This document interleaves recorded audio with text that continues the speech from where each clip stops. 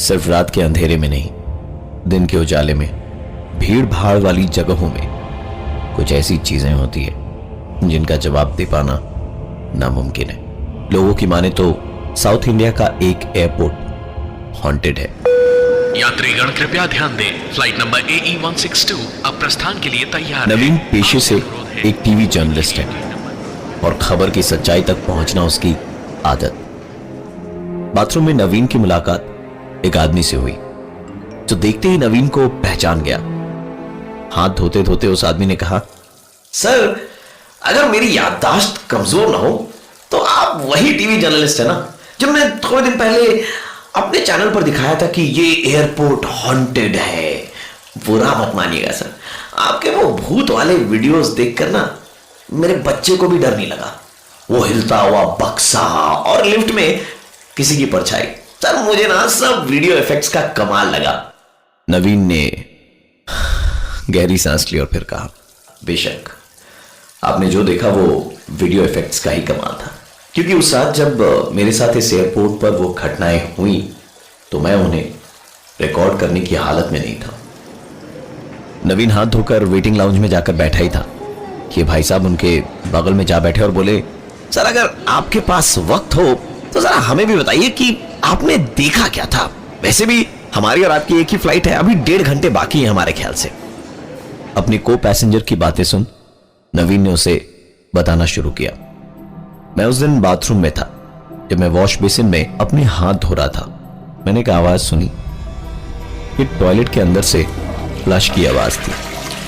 मैंने शीशे में देखा कि बाथरूम का दरवाजा खुला और अपने आप बंद हो गया, पर बाथरूम के अंदर से कोई भी बाहर नहीं निकला। मैंने आगे बढ़कर उस बाथरूम के दरवाजे को बाहर से अंदर की तरफ धकेला। दरवाजा पूरा खुला और मैंने देखा कि अंदर कोई नहीं था। उसी वक्त किसी ने दरवाजे को अंदर से बाहर की तरफ धक्का दिया। इस घटना के तुरंत बाद मैं बाहर आकर यहीं इसी सीट पर शायद वेटिंग लाउंज में बैठा ही था और अंदर घटी सारी घटना के बारे में सोच रहा था कि अचानक एक लड़की चीखती चिल्लाती हुई मेरे सामने से गुजरी। मैं पीछे की तरफ पलटा ये देखने के लिए कि उसके पीछे कौन है, तो वही लड़की फिर चिल्लाते हुए मेरे बगल से गुजर गई। मेरे अगल बगल जितने भी पैसेंजर्स थे उनका कोई रिएक्शन ही नहीं था, जिसका मतलब साफ था कि जो चीज मैंने देखी वो किसी और ने नहीं देखी थी। मैं दिन भर का थका हुआ था और मेरी फ्लाइट करीबन 2.5 घंटे लेट थी, इसलिए मुझे हल्की हल्की नींद भी आ रही थी।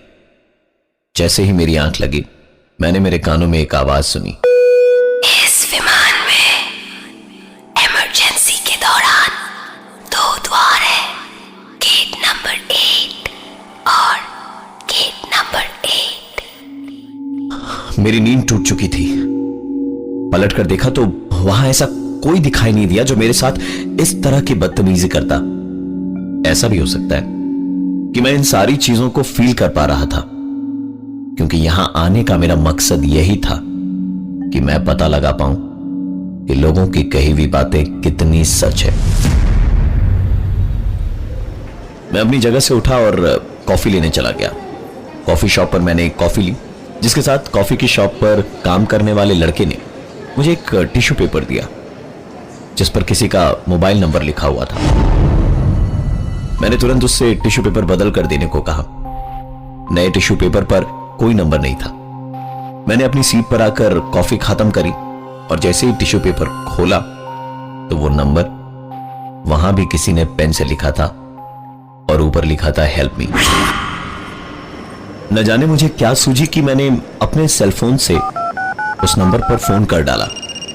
फोन करने पर उधर से आवाज आ रही थी,